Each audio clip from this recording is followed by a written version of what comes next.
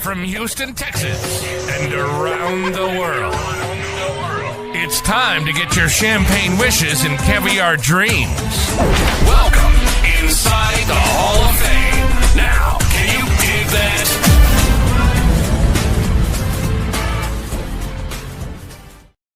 That's right. Welcome inside the Hall of Fame. I'm Booker T, 6-time world champ, 2-time Hall of Famer. Got my man Brad Gilmore here with me.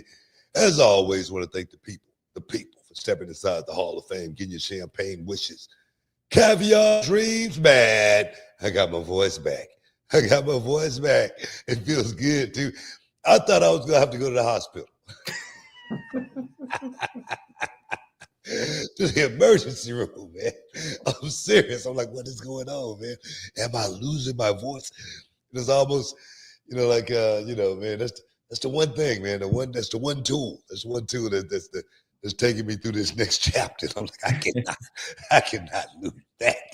Like the DOC, man, back in the day, DOC lost his voice. DOC, man. It's crazy. As great as a lyricist, as great of a rapper that dude was, his most valuable asset, man. He lost it. I was drinking tea with chamomile, little concoctions, hot toddies, everything, man. Trying to get my voice. How you feel, dog? How you feel, man? I'm feeling good, BT. I'm feeling good. I'm glad you got your voice back. Yeah, it's interesting you bring up the DOC, man.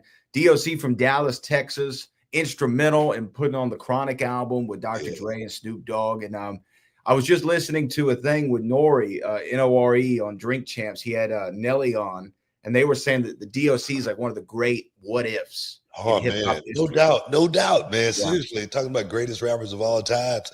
And you really, you really don't even think about his body of work and how good he really was, because, man, he was as quick as that flame, took off, bang, it was over with just like that. Seriously, seemed like, No one can do it better. That's what he always said. DOC, man. There's a documentary out, I think, coming out with somebody who at Reality Wrestling, shout out to Roman, has some involvement with of the DOC's career. So definitely, if you don't know DOC, man, put yourself on game. Better do it. No doubt. Better do it, man. No doubt. Seriously, man. But it's a whole lot. It's a whole lot going on out there. But let's give shout out to Reality Wrestling Glory, going down on March 30th. We got some major players on that's going to be stepping inside Reality Wrestling. AJ Francis, of course, going to be taking on Chandler Hopkins, for the Reality Wrestling Television Champion. That championship. That's a huge one. But JC Jane, I've been wanting to get JC Jane in the Walker, Texas Lawyer Arena for quite some time, and she's going to be taking on Gigi Ray. And Gigi Ray definitely has been a highlight for Reality Wrestling for quite sometimes, a part of the tag team champions with the Money Birds, Monica Monroe. But love that team, as well as Wes Lee, who's been a part of Reality Wrestling on a few occasions. He's going to be taking on Eli Knight. Eli Knight is someone who I think all this kid needs is the rub. That's all he needs is the rub. And I wonder if this is going to be it for Eli Knight, getting a chance to get in there and mix it up with Wes Lee. On the 30th, guys, on 5 p.m. bell time, Walker, Texas Lawyer Arena. Don't miss out. Don't get shut out. I don't know. It may even look. That's next week, right? I might have to wait another, to the next time. But I'll just finna say we're under construction, man. We're under construction. We're finna get ready to do some big work inside the Walker, Texas Lawyer Arena over these next couple of weeks. So, man, I cannot wait to see the upgrades and the improvements of the Walker, Texas Lawyer Arena in the weeks to come. But man, don't miss out on Glory. That's going to be our debut show for Glory. It's on Sunday, like I said, 5 p.m. We're going to be changing that date in the future. It's going to be going to actually on Saturday nights. But this is the kickoff, guys. The kickoff. We still got tickets available. But I'm going to tell you right now, they're going like hotcakes, bro. They're going like hotcakes. So come be a part of the debut show, Glory, Reality Wrestling's Glory. It's going down, man. Cannot wait. Yeah. That is March 30th, Walker, Texas Lawyer Arena. Big show for us. We're really excited to bringing new programming to the Reality of Wrestling, to the YouTube channel, and all over the place. So make sure you stay tuned to all those channels for that book, because we're on our march to 1 million subscribers. We're almost there. We're going to get there soon. We're going to get there just quicker than a hiccup. That's what they say. Quicker than a hiccup. Like Mitt Romney. Quick. Mitt Quick. I had a question. I had a question for you because I actually thought of that. That's an old joke on this show going back to like 2012 is when Mitt Romney ran for president. You would say that he would have gotten elected if his ads were quick. Mitt Romney. If he just would have did it. You know, quick, jobs, quick, inflation, jobs, whatever, you know. I had a question, and it's probably the answer is probably no to this, but I for the first time, I'd seen clips of it, but I never watched the whole movie. And for the first time over the weekend, I watched Harlem Nights, the whole thing. Yeah, from beginning to end. Yeah, and Eddie Murphy's Pryor, you know. Yeah. And Eddie Murphy's character is quick. And he's like, why do they call you quick? Because I do everything quick. I'm quick to whip somebody's ass. I'm quick to do this, right? And I was like, did Booker get the quick Mitt Romney from Harlem Nights? I probably did. I probably did. It was probably something just stuck in my head. And I didn't know where it came from, but yeah, I probably did. Maybe. That was when Eddie was on top. I was watching that movie, and the opening credit says, an Eddie Murphy production, a film by Eddie Murphy, written by Eddie Murphy, starring Eddie Murphy. And I was like, man, this guy, I'm getting all my credits. I'm getting them all. That was a good movie, though. It was a good movie. I don't think it got the props it perhaps should have got, but I thought it was a pretty good movie.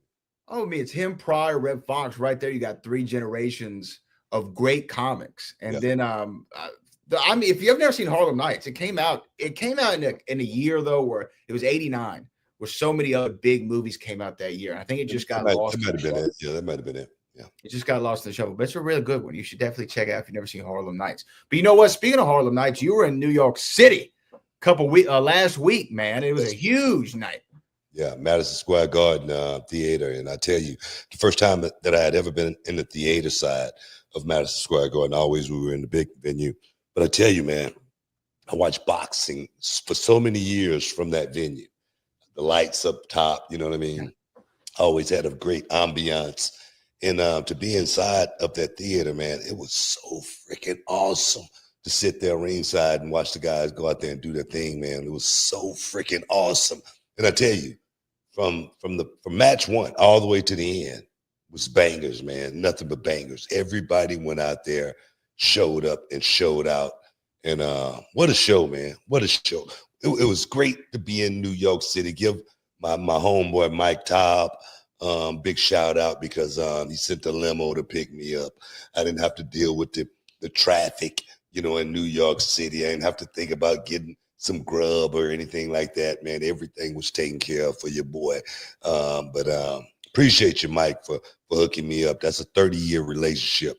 One of my homies from when I first started out down in Atlanta, Georgia. He's a doctor in New York City and doing it big. I got a chance to hang out with his son, Mike Jr.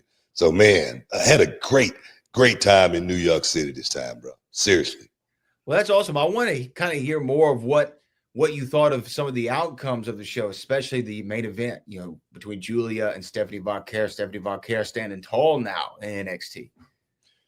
No, man, I talked about the journey of both of those ladies, you know, coming from, you know, from afar and find their way all the way to NXT and then not just come to NXT, but conquer it, you know, come and do exactly, you know, what they came there to do. And that was, you know, win gold, man, make a name for themselves.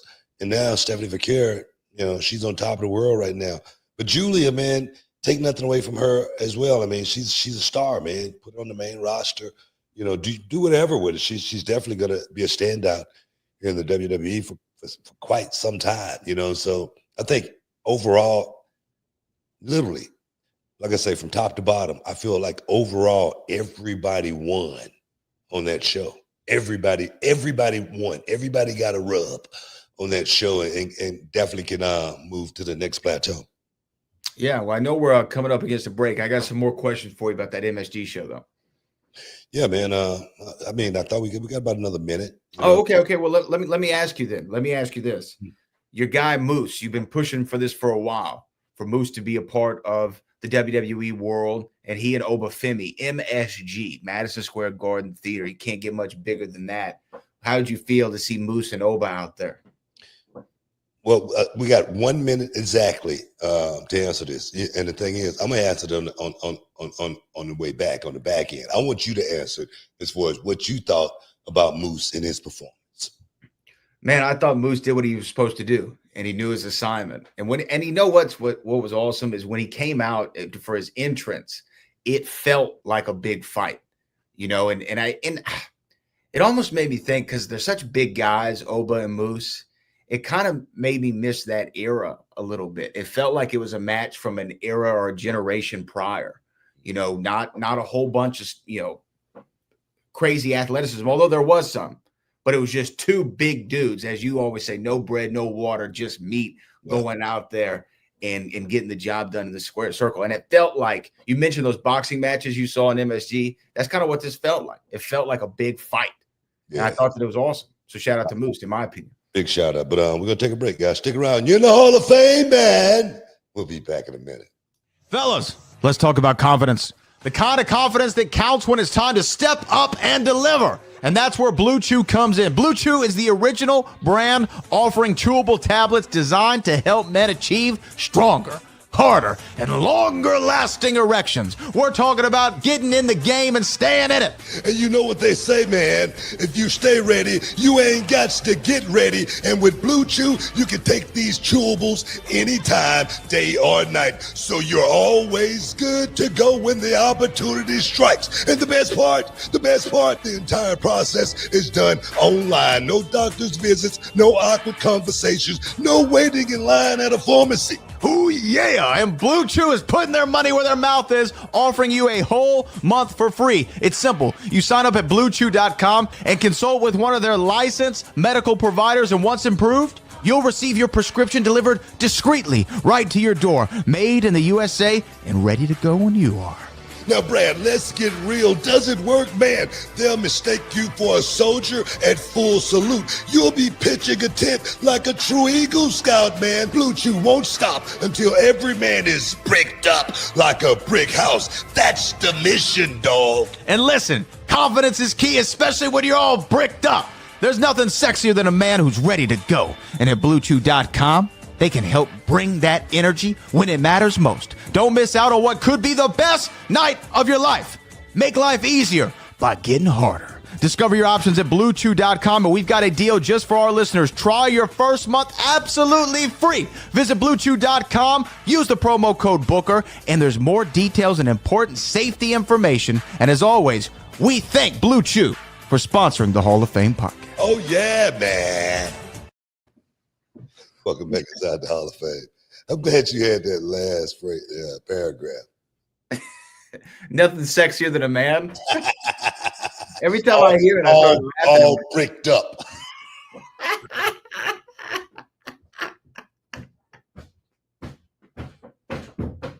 We might need to recut that. We're going to keep it. Nothing sexier than a man. All bricked up. Why did they make me say that? Why can't you say that?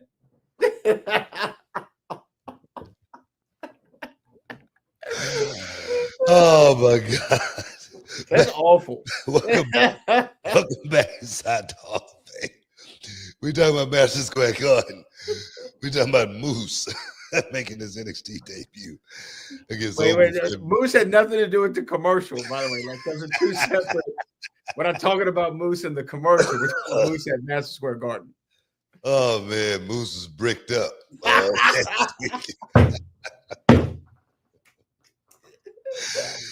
Oh man. Oh, he's ready to go. In Madison Square Garden against Oba Femi, man. No, man. Two guys, man, went out there, and, like you say, throwbacks. Yeah, that was a throwback match, to back in the day where you saw two guys that was 250 plus pounds, in the middle of that square circle, throwing down some Shakespeare, Romeo and Juliet, Phantom of the Opera, really having a really good feel to that match context. And then you saw, when it was time for Moose to actually, do something spectacular, boom, he actually, came out the trick bag and did it, So, no, man. everything was right as far as that match goes between Oba, Femi, and Moose. I think I said it. I feel like that match is going to be like Ali, Frazier trilogy. We got to run it back somewhere. You know what I mean? We got to run it back, and then after we run it back, we're gonna have to run it back again, just one more time. We got to get 3 paydays out of this thing right there. At least 3 paydays. You know what I mean? So as far as from my perspective, those guys went out there and they had a hell of a match, and it couldn't have been in a better place. Madison Square Garden Theater, man, goosebumps thinking about it. You know what I mean? Those are, that's the kind of stuff you think about. From man, do you miss it? I miss those moments. Heck yeah, I do. I miss those kind of moments right there. So for those guys to be able to experience that, just one time. Hopefully they can do it again, but just one time, even bigger on a WrestleMania stage. Can you picture that? Can you picture that? So I feel like, man, just so much more left yet to be done with those two. Well, the other thing that I wanted to point out really about not just that match in particular, but all of them, is it's interesting when you see the NXT stars come out of the Performance Center into a different market, right? Not the Orlando market. Because we talk about how there's the same fans there, and the fans, man, are part of the NXT universe, are great. They really make the energy at the Performance Center. But when you have these shows that travel outside of them, you always wonder, does it translate? Do the little things that they do translate? And even in Oba's entrance, the whoo, whoo, it translated. Everybody was doing it. They knew the protocol. And that tells you that that television audience, like you said, man, you can't, there's nothing like it. That broadcast television audience on the CW that NXT is now reaching, bigger reach. 98% of homes have access to CW. And you can see that in the Mecca, Madison Square Garden, New York, they knew the small little things about, everybody's entrance and stuff like that. That tells me a lot. Well, what spoke volume to me was the guys being able to go out and perform in front of that New York City crowd. They say if you can work there, you can work anywhere in the world, man, because that crowd is different. If you stink it up, they're going to let you know. They're going to let you know real quick. And we didn't have one stinker, man. I swear. The crowd was almost standing on their feet the entire show. It was a couple of maybe one match that took them down a little bit, but most of the matches had them up here all night long. And I was like, wow, man, what a feeling to be able to go into New York and work in front of that crowd and they respond the way that they did. But that, man, we on our way. We on our way, man. So it was a great experience. What I think Corey maybe pointed out, or maybe it was Vic, was in the match with Axiom and Frazier and the Hardys. The Hardys in 2000 in Madison Square Garden had that first tag team tables match at the Royal Rumble. And then now it's been 25 years since that. And here they are again at Madison Square Garden, but they're working Nathan, Frazier, and Axiom, who I don't know how old Nathan and Axiom are. I think we got to be in the same vicinity, plus minus 5 years. And so I know what it would be like the crazy feeling it would be if I was standing across the ring from the Hardy Boys at Madison Square Garden. I can only imagine that them now being one of the, in my opinion, best tag teams in all of wrestling, Axiom and Nathan Frazier. That must have been a moment for them. I can imagine Nathan Frazier and Axiom probably was just being born when the Hardys won their first world title. Probably. Seriously. I'm serious. Yeah. You know what I mean? It was probably like a 25-year plus gap, between the two. Probably 20, 25 years, maybe. So I'm going to tell you right now, that says a lot about the Hardys, man. It really does. It lets you know, man, these guys have been totally invested as far as this business goes. They have given everything to this business. If they've been in it, that long and still doing it at this level, man, I tell you what, man, I think the question was posed to me, how are they still doing it? How are they still going so strong? I really can't answer that question. I really can't. I mean, that's a question that I cannot answer because, maybe it's the old, a body in motion stays in motion. Yeah. You know what I'm saying? Because I can imagine, not doing that, and how their bodies probably would feel. So man, do it until the wheels fall off. That's the way I see it. Did you see Matt and Jeff there? I mean, obviously you saw them. Did you get a chance to chat with them? Yeah, we kicked it, we talked it, we chopped it up, and it was cool. They was talking about how cool it was to be back, in MSG, how cool it was to be there working in NXT with Axiom and Nathan. That right there, man, that's the ultimate paying it forward. It is paying it forward, going out there working with that kid that watched you so many times, out there do your thing, and they wish that they could actually, be you perhaps one time. They aspire to be the Hardys, and then next thing they're there. And I say that because I remember the first time, Butch Reed came to the Global Wrestling Federation. He tag teamed with my brother and I, and it was such a freaking high, that we had Butch Reed in the middle of a ring with us, in a 6-man tag, So I know how those guys feel being in that position. And I tell you, man, what a great match. What a great match. Hardy's brought it. And, let you know those guys, like the old cliche say, they still got it. They still got it, man. And like you said, to be able to have this crossover TNA is so cool. It gives us such cool matchups. What do you think of Roxanne and Jordan? Man, what a match. What a match. What a finish. What a finish, man. Right in the middle of the ring. Something I talk about all the time. You're going to lose, you lose right in the middle of that square circle. And, man, Roxanne Perez did a hell of a job. Jordan Grace did a hell of a job. Like I said, that was a main event. That was a championship match, in my opinion, anywhere in the world. And they went out there and rocked it, man. They did a hell of a job. Yeah.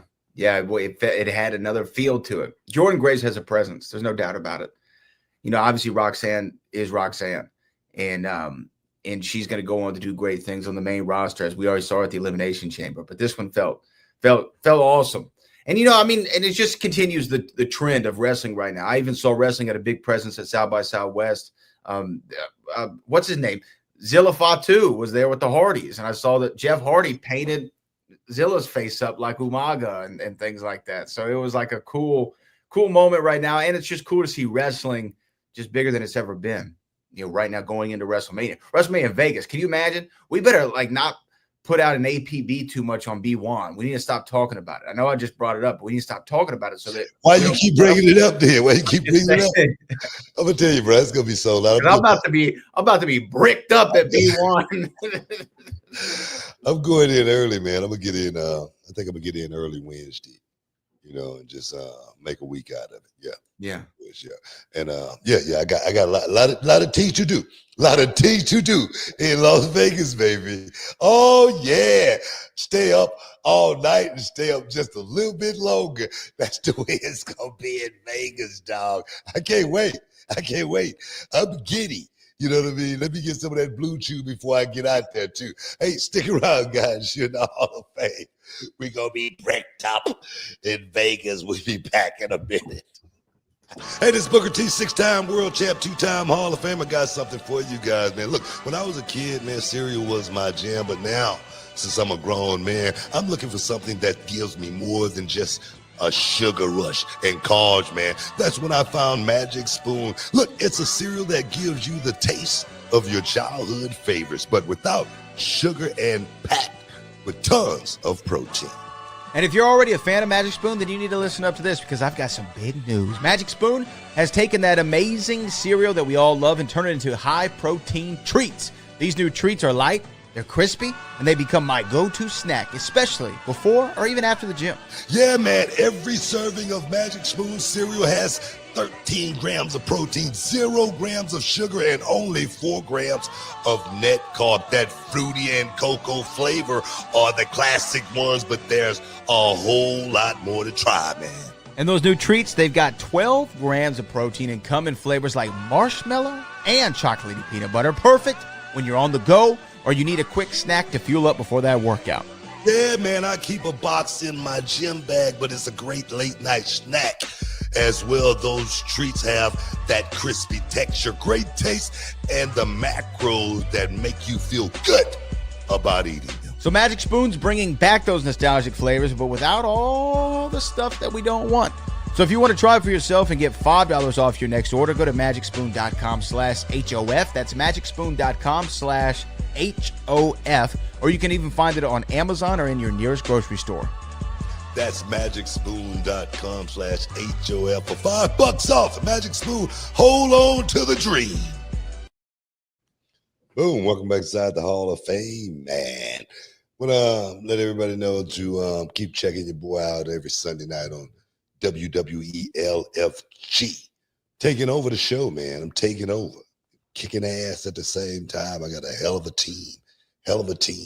And so make sure you guys tune in every Sunday night, 8/7 Central on A&E. Well, there was a lot of consternation this week on LFG over you, Punk, and Undertaker's reaction to a certain promo. Did you have any more comment on that? No, my boy. That's my boy. He's a monster, baby. He's a monster. His name Jasper Troy. You know, I call him Pastor Troy because every time he step up, man, it's about to get biblical up in this mug, dog. So no, dog, he's doing everything that we talk about. And let's go out and you don't want anybody to give it to you. You want to take it. And that's what Jasper Troy is doing right now. Big ups to my man. Pastor Troy. I like that. Hey, you know what? There was we've talked about this before. Every so often an outlet will put out a list of some kind, right? And almost a week ago, there was a list that came out from BET, Black Entertainment Television. They put out a list of the top 15 greatest Black wrestlers ever. Yeah. Right. In celebration of, obviously last month was Black History Month. Going into WrestleMania season, wrestling's the hot issue. Everybody's got a wrestling list right now. And BT put out their 15 best Black pro wrestlers list. Now, I saw this link going around, and as soon as I saw it, maybe in about 15 seconds, I sent you the link. It was why you were actually at MSG. And it happened to be a commercial break, thankfully. And I sent you the list because, sometimes you've said this, and I agree, times you feel perhaps overlooked for your place. Yeah. At times you get your props, sometimes you don't. Sometimes they put certain people above you on the king list, which, come on, we all know. We all know who the greatest king of all time is. That's not even a question. Yeah. Jerry the King Lawler would say that King Booker is the best king of all time. Okay? That's how solid. It's like the First Amendment. You have the freedom of speech, right to protest, and King Booker is the best king of all time. Hey, man. But this list came out of the 15 Black wrestlers, and you landed at number 1 on the list as the greatest Black wrestler of all time. Now, I do want to make the distinction that you're one of the greatest wrestlers of all time in general, regardless of cultural background, but it has to be significant for you representing where you come from and who you've represented and what you've meant to so many people, a part of that community over the years. It's got to mean a lot to be number 1. Well, it's a hell of a lot higher than Mark Henry rated me. I think Mark Henry had you like 8 or something. Yeah. Carlos Colon ahead of you. Yeah, it's crazy, man. But no, I appreciate that, man. I really do. My body of work has been, exponential, man. It's been vast.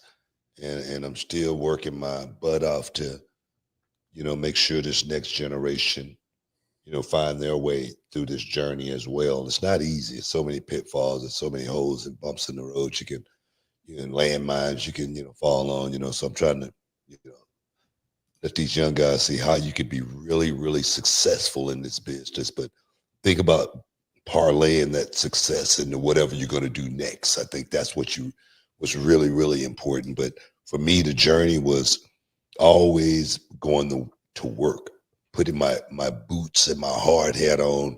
A lot of times I felt like I had my stethoscope on around my neck because I felt like it was 24/7, man. I was on call 24/7. We was on a phone call just last week. I'm trying to raise some money for my man Knobs with the Nasty Boys. And he's going through a little something right now. So, guys, if you're out there, if you're listening, you can support Brian Knobs do that. But we were talking about a story that we used to always talk about. I used to always, say in the locker room. And Chavo Guerrero, he brought this up as well. He was like, man, congratulations, on the honor. And he said, man, you always used to say you was top 5 in the world, in that locker room. He said you would throw it in Bagwell. He was like, man, we all had to listen to it. I always used to say I was top 5 in the world. So many people, they would say, well, what number are you? And it really doesn't matter. I know I'm hovering. Sometimes I might be up here. Sometimes I might be down here, but I'm top 5 in the world, bar none. And then for something like that to come out, kind of like prove my point, man. I always thought I was pretty good at what I did, perform. I never thought I was the best wrestler in the world, but I always thought I was a really, really good performer. And that's what the difference was as far as I always said top 5 performers. I never said top 5 wrestlers. That was the caveat. But no, man, it's a beautiful thing, man. That my people know how hard I've worked and what I've brought to this game and what I left as well. So now, man, it's a beautiful thing, man. It really is. I want to read. Can I read the passage from it here just so we can put it in context? So they spend a lot of time right there. Half the article is just having to list the titles that you won. But it says, in a lot of ways, Booker T has achieved more than any other black wrestler to ever lace up a pair of their boots. A double Hall of Fame inductee, both as a single act and as a tag team duo with Stevie Ray. A world champion and a valuable asset to the company who didn't know they needed him so much when they took a dip in 2006. Booker T became so valuable for the WWE and wore so many hats when they needed him that Kurt Angle once said that Booker was one of the 5 greatest to ever do it. How many wrestlers popular enough to run for the mayor of Houston? It also says your best match was against The Rock at SummerSlam 2001, and you were active from 89 to 2012. I thought you started in 90. 90, yeah, they got that's it. People put 89 all the time. They try to date you. I don't know what I try to make me older than I am. And by the way, even 2012 is kind of inaccurate. You just had a match in 2025. The match with The Rock, I thought it was a good match, as well. But I don't know if that was my best match or anything like that. But a lot of people say that was a really, really good match. It was a great match. But for me, it was just another day at the office. It was just work. I always said, if you remember the matches, you're not really doing your job. You know what I'm saying? Because I always thought it was for the fans to remember those matches that did come remind me one day, and then I go back, oh, yeah, I remember that, whatnot. But I was always thinking about what was next. I was always thinking about the next act. I was always thinking about the next show, the next opponent, the next town, the fans who I was going to have to, perform in front of next, So for me, there again, it's just all been work, but the work paid off at the end of the day, because when I got in this business more than 30 years ago, I said when it was over with, I just want my name to ring with the best wrestlers that have ever did it. And I feel like I've achieved that. I feel like, my name ring, right there with all of the greats that have ever done this, so I appreciate BT for honoring me and giving me that honor and putting praise on me like that, man. It means a lot. It really does. Because I've said it, you've heard me say it, I don't think I get my props, but there again, people can look at, BET and they can say, well, they just like Booker T more. I say that all the time too, but no, man, we've had so many guys that have come up, of color, that have put their work in. And I'm just glad I was one of those guys that put the work in from the beginning all the way to the end. That's the thing is not making it all the way to the end was the thing that I thought about. I wanted to finish that journey. I wanted to let, the world see, man, this brother went through it and he did it his way. And boom, at the end of the day, boom, he's still standing. He's still standing. He's still standing tall. And as well as, like I say, parlaying, my success. I mean, I didn't, go to school, for journalism or anything like that. I was just playing around as a commentator, and hey, look, you want to try this, you know what I mean? I don't care if it's a game show. I'll act like I'm a game show host. You know what I mean? Don't matter what it is. I remember this guy told me a long time ago, man, if you act like it 9 times out of 10, people believe it. You know what I mean? So that's one way to actually, find your way, making it through this life. And it, might take you all the way, to places you never imagined or dreamt, just like me. My first trip on a plane, I was on my way to Japan. Can you imagine that? Can you imagine that? I've never been on an airplane before. So dream big, people. Dream big. It's out there for the taking. Stick around, guys. You're in the Hall of Fame. We'll be back in a minute. Hey, y'all, Booker T here alongside with my main man, Brad Gilmore. And today we're talking about something that could really change the game when it comes to how you get paid. That's right, Booker, because let's face it, life doesn't just happen every 2 weeks. So why wait for a payday? With EarnIn, the money you've earned already can be in your hands today. EarnIn is this incredible app that lets you access your pay as you earn it. We're talking about up to $100 per day and up to $750 each pay period. All you got to do is download the EarnIn app, verify your paycheck, and boom, you can access up to $100 a day as you work. And the cool part, you just leave an optional tip, and any money you access plus the tip gets repaid when your next paycheck rolls in. Brad, I'm always talking about staying ready so you don't have to get ready, right? Imagine having that extra cash for that surprise date night, or maybe when you have to take the furry little friend to the vet unexpectedly. Absolutely, Booker. Or even those times when you need to grab a last minute gift, or maybe you're a little short on rent, or hey, even you might want to pick up some new gear for yourself or your kids or your lady.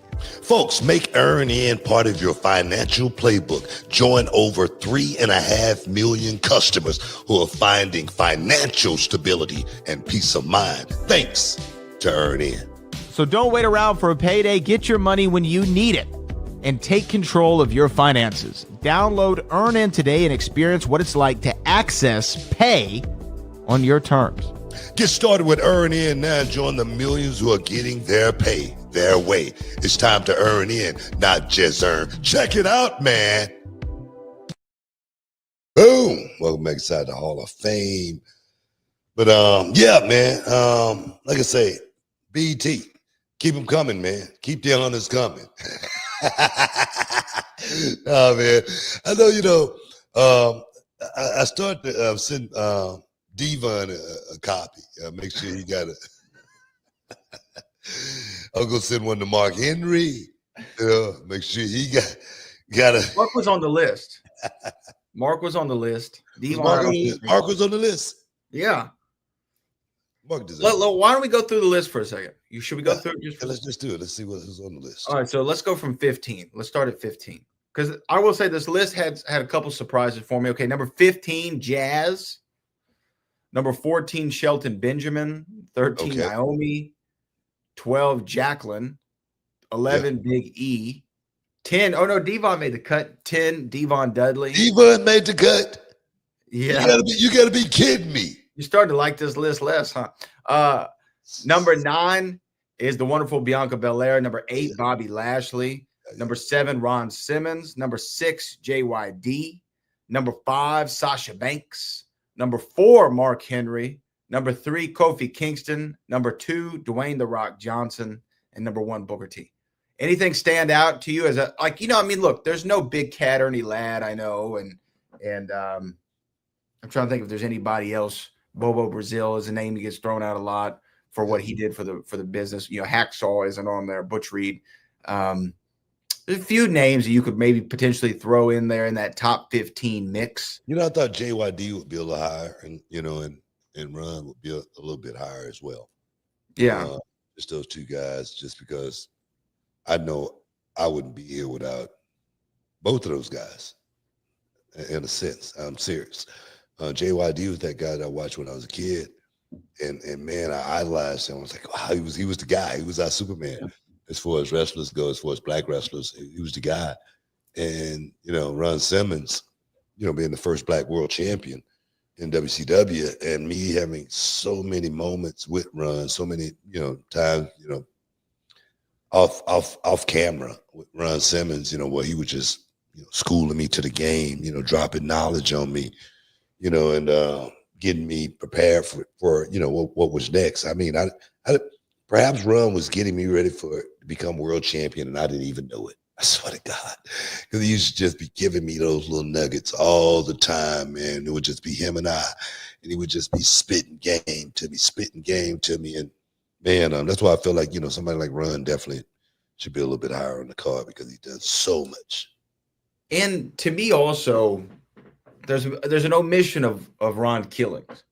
What Ron's done, his run. He is NWA World Champion in TNA. What he's been able to do in the WWE for the last 15 years this run's been this most recent run. Ron's in contention too, and he's the ageless wonder. I feel that too, man. Seriously, so many guys deserve to be a part of that list. I really believe that. Maybe they should have did a top 25. Yeah, because there's at least 10 guys I could think of right now. That's like 10 guys and girls that you could throw in that mix. And you know what? Like what was the top three? You Rock. Let's look at the top three again. You Rock, and who was number 3? Kofi. I mean, I could actually live with that. And JYD. I think my top 5 would be you, Rock, JYD, Ron, and Kofi. I can see that. Just like Kofi's run too. Kofi's had a hell of a run, man. I mean, he's had a hell of a run, man. And that's, you got to look at it, from those specs. To be honest, you do. It's like when I look at a guy like the Miz, you got to look at it from those specs. How many, how long, a guy had been around, how many years, he's been on top. You know what I mean? How his longevity has played out as far as him being in shape from point A to point B. So it's got how many injuries, how many times, it's got so much to do with as far as guys being part of that. But yeah, man, seriously. Yeah, no, and you know what? I also want to say there's a list too that Complex put out. It's not of, they did it today. It's not of wrestlers, but it's of wrestling movies, like the best wrestling movies. And The Wrestler was obviously number 1. Yeah. There. But there was a movie. What was No Holds Barred? No Holds Barred was number 10. Oh man, come on, dog. No Holds Barred should have been top 3. I'll give you top 5. Top 5 are Ready to Rumble, which I agree with. You got to put Ready to Rumble in there. Number 4, kind of a cheat, but number 4 was Beyond the Mat. Okay, it's a documentary. It's not a movie. I agree with you, but that's what number 4 is. Number 3 is The Iron Claw, which was the Von Erich movie that came out last year, which is a tough watch. But here's where they're just so off. Number 2 is Nacho Libre. Your face. Nacho Libre is the second best wrestling movie of all time. Are you out of your mind? Wow. Come on, man. Nah, I'm gonna tell you right now. No Holds Barred should have been top 3. No Holds Barred's fun. It's a lot of fun. Man, that was a fun movie, bro. It was fun. I agree. It was actually a fun movie. Ready to Rumble. That was a really fun movie. The Wrestler was a really, really good movie. Yeah. The Iron Claw. I mean, if you just wanted to go and, cry the whole movie, it was a good movie. But it wasn't a movie. Watch. I would not put that movie over, No Holds Barred. No Holds Barred. I wouldn't do it. The Wrestler is the best wrestling movie, right? It has to be. It really is. Yeah, it is. There was one on here I'd never heard of, Body Slam with Roddy Piper. I never heard of that. I never even heard of it. That's what I'm saying. How you gonna put that over No Holds Barred? It was number 9. Yeah, I don't know. I don't know how you do that. It's ridiculous. Nacho Libre? Are we serious? Nacho Libre is the second best wrestling movie of all time. Did you watch Nacho Libre? Did you see it? Yes. Well, I'm gonna tell you, I didn't see it. I mean, it did. It's funny, but I wouldn't even say it's a wrestling movie. Yeah, that's what I'm saying. It's not. It doesn't seem like a movie that I would want to watch. No. As from a wrestler's perspective, The Wrestler. Now that movie drew me in so much to when the credits got ready to roll, a slight tear came out of my eye. And I was like, let's go, baby. Before I break all the way down, because it was a really good movie. It really made me feel, the realism of, the professional wrestling game and how you could end up as a professional wrestler. That's why I love that movie so much. It really brought you behind the curtain like no other movie that we had ever seen before. Now, on the other hand, No Holds Barred, it was just funny. It was funny. It was 80s wrestling, at the same time. It had a stupid concept, Hogan, stupid faces he was making in the movie. It was just dumb, but it was like Ready to Rumble. Ready to Rumble was stupid, funny. Yes. It was 90s wrestling. You know what I mean? So it had that same feel as a No Holds Barred from a perspective, It did. I will say this: Kurt Fuller, who plays the bad guy, No Holds Barred, the promoter. I talked to him one time, and he said that why he got cast is he was coming to the casting meeting, and Vince was standing there, just like kind of looking out the window, and happened to see Kurt walking in, and Kurt stepped in a puddle on his way in, and like kind of threw a temper tantrum, like didn't know anybody was looking at him. And he said Vince got such a big kick out of it. He's like, you're the guy. Cast him. Wow. That's why he got the part. You see what he did? He's so funny. He's funny. Damn it. Look at him. Book him. That's why he got the part in No Holds Barred. It's just a funny movie. Wow. We have some super chats if we want to get to them before we get out of here. Do it. Ready to get to them? Yeah. All right. This one comes from Big Breezo. Big Breezo says, love your book. Do you like traveling? Not as much these days, as I used to. Back, when you're first getting on the road, everything's fresh. And you go into different places, seeing a lot of different things. It's fun. You can't wait to get out and experience, the town, whatnot. But these days, I could do without the travel. Travel is the hardest thing in the world for me right now, just the jet lag these days, getting on a 4-hour flight, across country, and then they get on another 4-hour flight back to this side does something to the body. The depressurization of the plane does something to me as well. So if I could do this job without the travel, man, it would be such a great job. Yeah. I'm serious. I remember it was maybe 2 years ago. Yeah, 23. I had like 31 flights round trip, right? 31 dates of a thing that I was doing. And I'd never traveled so much in my life. That's the most I've ever been on a plane, going, 31 times or whatever. And I remember distinctly changing in an airport. Like I was in a suit and I changed into like kind of a hoodie in the bathroom stall. And I thought to myself, how the hell did Booker still doing this after all these years? Like I'm worn the hell out. My legs, man, just walking through the terminals, from gate to gate, man, it's so freaking hard. It's the hardest thing in the world these days, but still doing it, man, somehow, some way. Somehow, some way. Virgil Dawkins says, Booker, no one can dispute you are undeniably 100% the greatest black wrestler ever, especially your solo run in WCW. As a kid, I looked at you like the Michael Jordan of pro wrestling. Hey, man, I appreciate that, bro. That means a lot. It means a lot because I knew what I was doing. I knew what I was working for, and I was always trying to represent, for those kids that was looking at me and perhaps, aspiring to be like Booker T one day, even if not, having that representative in professional wrestling was something that, I felt like when I had JYD, I had that representative, and I felt like I was that JYD for so many, young kids watching it. So, man, I appreciate that. I really do, man. That solo run in WCW was awesome. What a run. I'm serious. That television championship run, man, you're talking about having fun. That's when I was really having some real fun, in this business on that come up. So, I appreciate that. Let's see. We got another one here. Michael Jordan, by the way, calling yourself Michael Jordan Pro Wrestling. That's like a hell of a compliment. Oh, it is major. It's like, what was it? What was the Jay-Z line? Psycho, ready to go, Michael, take your pick. Tyson, Jackson, Jordan, game 6. Oh, man. Real quick, before I go to the next one, Shannon Sharp has this thing that he's been doing. I don't know if you watch him on First Take, where he wants to say Lakers in 5. Have you seen this thing that he does? No. Oh, so like every day when they ask about the playoffs, right? They'll say, well, the Lakers might be taking on the Oklahoma City Thunder, right? And he's like, Lakers in 5 is what his thing is. And he'll like have like a list of stuff he says before.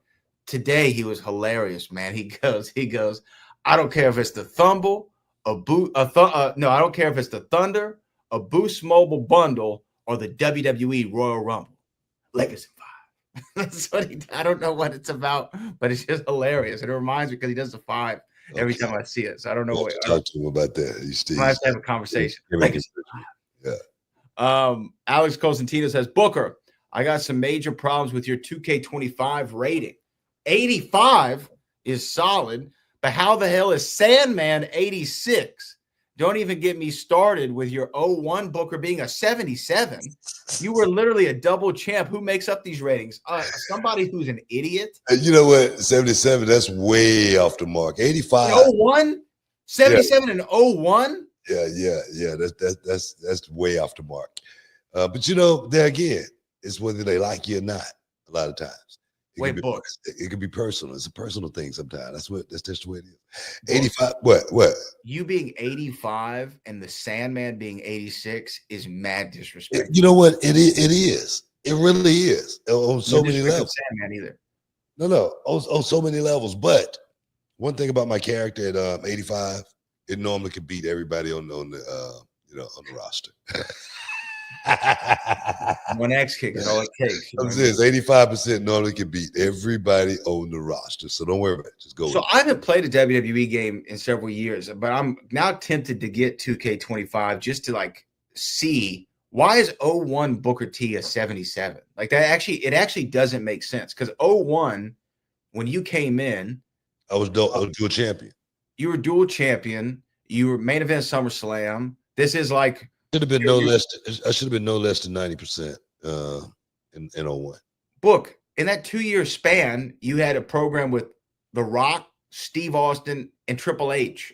Like in that. No. I mean, seriously. I mean, in 01, I shouldn't have been no less than 90% rating. But again, I've been getting the short end of the stick, for quite a while with a lot of these people like that. I mean, they're fanboying out.